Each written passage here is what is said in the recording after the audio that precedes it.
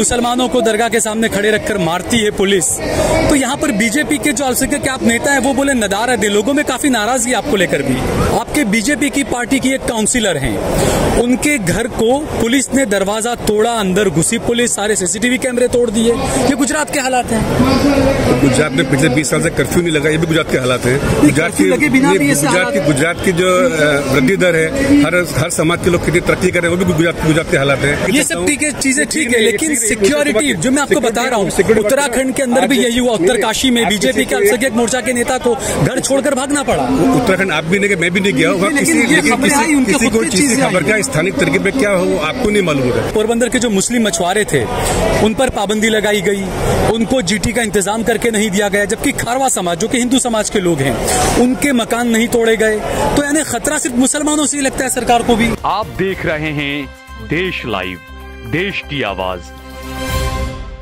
जिंदल भाई देखिए, ये मौका तो ऐसा नहीं है, लेकिन चूंकि आप फिर हाथ में आते हैं, आप काफी दौरों में रहते हैं दिल्ली और सब जगहों पर।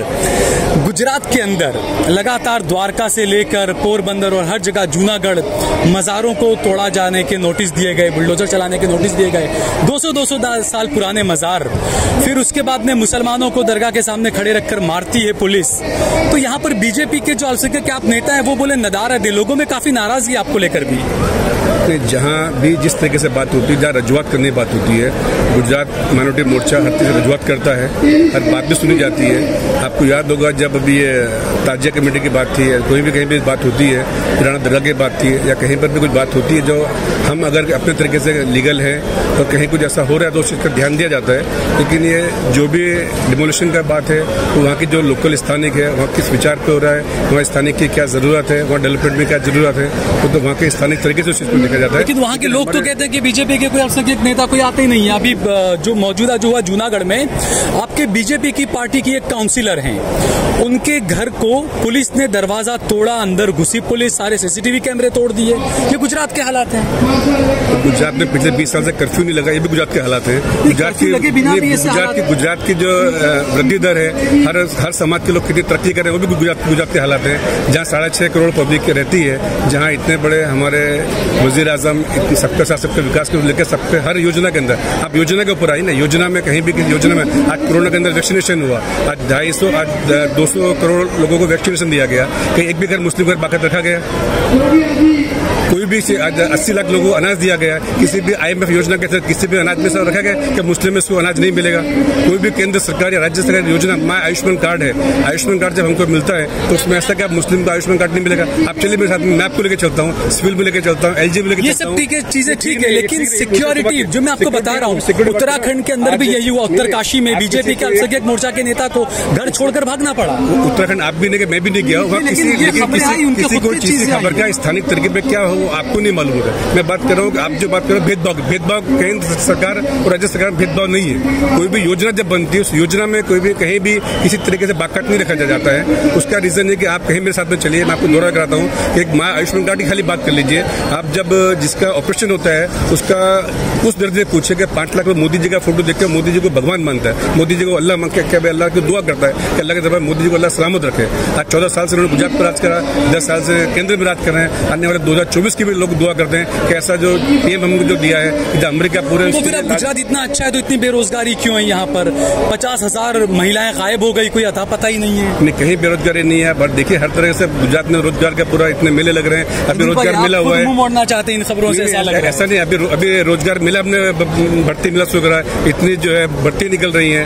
अभी सबसे बड़ी बात है जो अपनी केंद्र सरकार राज्य की योजना निकली 5 साल वाली अभिनव भारत, उसमें भी लोग हिस्सा नहीं ले रहे। कितनी बड़ी वो योजना है, 5 साल में आप काम करके जो 5 साल जॉब करके आपको 25 इसका मतलब सरकार की स्कीमों पर लोगों को यकीन नहीं है, इसका मतलब इसीलिए हिस्सा नहीं ले रहे। नहीं, हिस्सा लोगों को जान के लोगों को करना नहीं है, लोगों बस जो है स्किल काफी है। अभी आत्मनिर्भर भारत में देखिए, आत्मनिर्भर भारत के अंदर कितना नौजवान उसमें जुड़ा हुआ है। आप मुझे आत्मनिर्भर की बात कीजिए ना, आत्मनिर्भर भारत में कितना नौजवानों ने विकास करा, कितने जो है एंटरप्रेन्योर पैदा हुए, कितने लोगों ने काम करा, वो मुझसे मांगे डेटा। आप किसी एक चीज को लेकर खाली सरकार को बदनाम करेंगे तो गलत बात है। मीडिया को दोनों पहलू समझने चाहिए कि आज हज कमेटी की अगर हम बात करें, अपना कमेटी का टेंट देखिए, ऐसा पूरे कहीं भी हिंदुस्तान में आप जाइए, ऐसा कहीं भी आपको टेंट नहीं मिलेगा, किसी भी सरकार हो। ये गुजरात हज कमेटी, यानी ये जो मॉब लिंचिंग हो रही है, मुसलमानों के मंदिरों को छोड़ दिया जा रहा है, मज़ारों को शहीद किया जा रहा है, तो आप कहते हैं कि ये कुछ नहीं हो रहा, इस पे ध्यान नहीं देना। आपने गोधरा में 3 मंदिर टूटे, आपने वो चीज नोटिस करी? रास्ते में अगर कुछ चीज आती है डेमोलेशन या विकास की बात है, तो गोधरा का वो मुद्दा आपके पास में नहीं आएगा।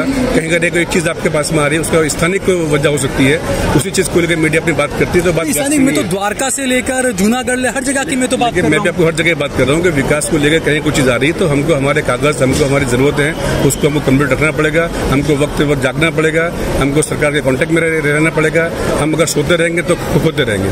अपनी जरूरत की चीजें अपने तरीके से अगर लीगल है तो उसको हमको लीगल तरीके से उसको रखकर हमको हर तरीके से वक्फ बोर्ड है हमारा, कहीं भी कुछ चीज़ है उसको हम बराबर रजिस्टर कराएं, कुछ इस पर अपना ध्यान रखें। डेवलपमेंट में कुछ चीज़ आ रही है तो उसकी रजुआत करें पहले से। अगर हम रात को कुछ चीज़ देख रहे हैं, सुबह में बोले ऐसा हो गया, गोधरा के अंदर मुझे मालूम पड़ा कि 3 मंदिर भी रास्ते में मार रहे हैं, वो भी तोड़ गए। अगर डेवलपमेंट की बात है तो दोनों तरफ होता है कि एक तरफ नहीं होता है। दोनों तरफ होता है। मैं पोरबंदर गया था खबर कवर करने के लिए, वहाँ के जो पोरबंदर के जो मुस्लिम मछुआरे थे उन पर पाबंदी लगाई गई, उनको जीटी का इंतजाम करके नहीं दिया गया, जबकि खारवा समाज जो कि हिंदू समाज के लोग हैं उनके मकान नहीं तोड़े गए।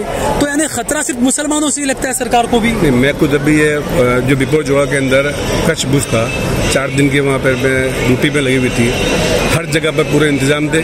आप देखिए कोई भी जो मुस्लिम इलाके हैं जहाँ पर भी वेरावल देखिए, भुज देखिए, कहीं पर भी ऐसा नहीं हो किसी को साथ में अन्याय किया गया हो। सब जहाँ गांव खाली करा सबको खाली करा गया, सेफ्टी के सबके साथ। मैं वो बात नहीं कर रहा हूँ, मैं मछुआरों को परमिशन की बात कर रहा हूँ। मैं उनको नाव जहाँ पर वो पार्क करते थे जो मुसलमान है द्वारका के, उनसे कहा गया कि आप यहाँ पे नाव पार्क नहीं कर सकते, हटा लेंगे हम आपकी नाव। तो उससे कोई स्थानिक कोई वजह रही होगी, स्थानिक कुछ चीज मैं आपसे वही कह रहा हूँ, स्थानिक कोई वजह किसी चीज की होती है। लेकिन जब कोई कुदरती आपत्ति अगर आपकी बात करें तो उसमें सरकार के भेदभाव अगर करा तो मुझे बताइए। मैं कुदरती आपत्ति की बात नहीं कर रहा हूँ। जो मकान तोड़े गए, ये कहा गया द्वारका में कि ये दरगाह है और ये खतरा है, पाकिस्तान से कांटे की तमाम चीजें कही गई। उससे आगे खारवा समाज की और कुछ और हिंदू समाज की पूरी बस्ती है, उनको नहीं हटाया गया। वो भी अतिक्रमण ही है, वो जमीन भी उनकी लीगल तो नहीं है। मैं आपसे वही कह रहा हूँ, स्थानिक तरीके पर कहीं कुछ क्या जरूरत होगी, किस चीज की जरूरत होगी मुझे नहीं मालूम है। लेकिन जहाँ तक सरकार का सवाल है कि जब विकास की बात होती है, जब साथ की बात होती है, तो कहीं भी भेदभाव नहीं होता है, हर तरीके से चीज की जाती है। ठीक है, चलिए आखिरी सवाल जूनागढ़ पर ही वापस में आता हूँ। जूनागढ़ में जो बीजेपी के एमएलए हैं, उनका एक पत्र सामने आया जिसमें उन्होंने ये लिखा है कि इस दरगाह के बाहर लोग बैठकर हमारी बहन बेटियों को छेड़ते हैं, इस वजह से दरगाह हटा दी जाए। तो ये क्या बात हुई? मैंने पहले कहा कि स्थानिक मुद्दे के ऊपर, स्थानिक क्या वहाँ इश्यू हुआ है, स्थानिक मुद्दे के ऊपर हमको बात करना मुनासिब नहीं कि स्थानिक किस वजह से कोई चीज की जाती है, उसके बहुत से वजूहत हो सकती है। स्थानिक तौर पर कहीं भी कोई चीज होती है, वो बनती है, टूटती है, कोई भी चीज हो, मंदिर, मस्जिद, क्रिश्चियन, गुरुद्वारा, कुछ भी हो सकता है। अब वहाँ किस तरीके से ऐसा माहौल क्यों बना है, कोई स्थानिक किसको क्या विरोध हुआ है, किस क्या जरूरत लगी है, वो चीज को यहाँ से बैठकर डिफरेंस नहीं कर सकते।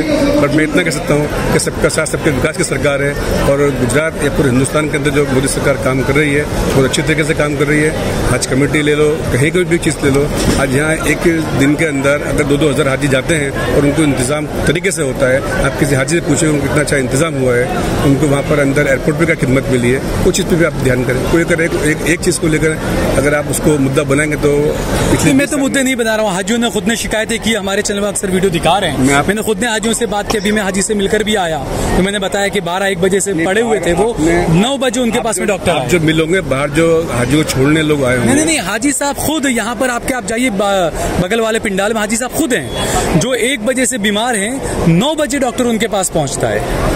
ऐसी कोई खबर हज कमेटी को नहीं मिली है, ना हमारे पास ऐसे कुछ हाजी की कोई खबर आई है। यहाँ हर चीज़ की फैसिलिटी है, हाजी को हर तरीके से फैसिलिटी की जा रही है। ठीक है, बहुत बहुत शुक्रिया हमसे बातचीत करने के लिए। जज़ाकल्लाह।